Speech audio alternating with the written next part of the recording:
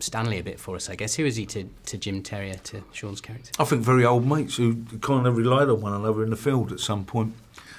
And I think Stanley's come back, probably like one of those injuries that can't be seen, you know. It's more of in the head. I've seen some terrible things, atrocities, and comes home and turns to booze and drugs, and kind of left just to die, really, I guess. And I think that's when he gets a phone call from his mate, I think something inside of him just says, I'm alive again. But it brings back memories. I mean, I guess if you go through the atrocities these guys go through, for a cause, whether it's a corporation or a corporation country, you know, interfering with other people's politics and lives and all that, in the name of freedom, I guess you're the one who's doing all the dirty work, you know. And I guess that would leave you scarred. So I guess that's what Stanley is, really. Yeah, he's a bit like those old boys in the Spanish Legion then that he goes to next. So why did you want to do it? It sounds like it was Sean Penn that brought everybody together. Well, I would think so, yeah. That was the first thing. And of course, Pierre.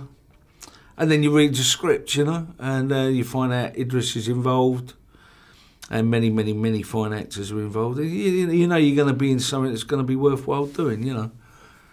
And something with a bit of story as well. Mm.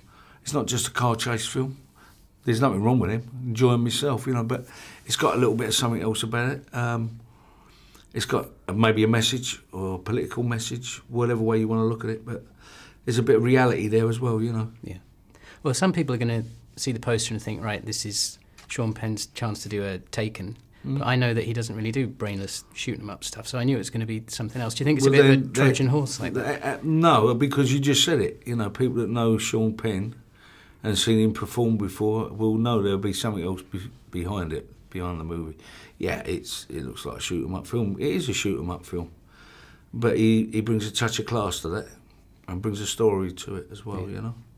What do you like about his acting? Because he got me thinking about Lee Marvin or somebody like that when I was watching. I don't know what it is that I like about him. It's probably a belief. You believe him when you watch him. Some of the stuff he's either chosen before or been lucky enough to be in and make some work. For me, I've never, like a few actors the same, that you've never seen them bad in a film. You've never seen, the film might be bad, but they make it a lot better from being in it, you know. Maybe I haven't liked every film I've seen of Sean Penn's, but I've always liked him in it. Yeah. And it's made it worth watching. So, for me, I think you answered the question yourself, you know. I think an audience, and I am an audience. I'm a kid out the East End, you know, who loves going to the flicks. So, for me, I know Sean Penn's going to make a film. I know it's going to be a film worth watching. Yeah. Because of him. Yeah. I think the film needs your character in a big way, though, because there's quite a lot of chewy dialogue to get through all the, like, global politics and stuff. Yeah, sure. So it needs somebody quite real, doesn't it? And Stanley does that, and it starts in the pub. Yeah. And that is one of the better London pub scenes I've seen, because that must drive you mad when you see the kind of football hooligan London pub scenes. Yeah, it does in a way. I guess everyone abroad thinks every pub in London is full of football hooligans. It's a nice pub, you know, but it just kind of set it up. It always worried me at first, why on earth would they be meeting in a pub where there's football hooligans? But I guess if they were going to talk what they're going to talk about, they want a lot of people about. You don't want to be sitting in a little secret place somewhere, you know. Mm. But it works.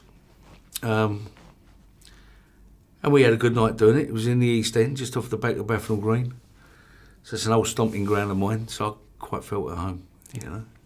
Nice. Yeah. So you've done a lot of location filming the last few years, and it seems like that... Oh, yes, I have. It seems like that's really on the up, but I suppose because less and less is happening in Hollywood. Do you feel like there's a bit of a renaissance of these kind of international thrillers? I don't know, the film industry's like that, you know, where it can be made cheaper, they go. You know, I don't know what it's like in LA at the moment with the tax, and I think America's having it tough anyway, whatever way you look at it. So maybe the industry needs to move about a bit. But, you know, film is international. You know, you go where the film's going to be made, and that's it, you know. I'm fine with it. You know, I get to see places like last year I was in Tahiti and Venezuela. I would never go to Venezuela. I wouldn't want to go there, or in the jungle, you know. But you see wonders, you see things you'd never see, which is quite an education, you know.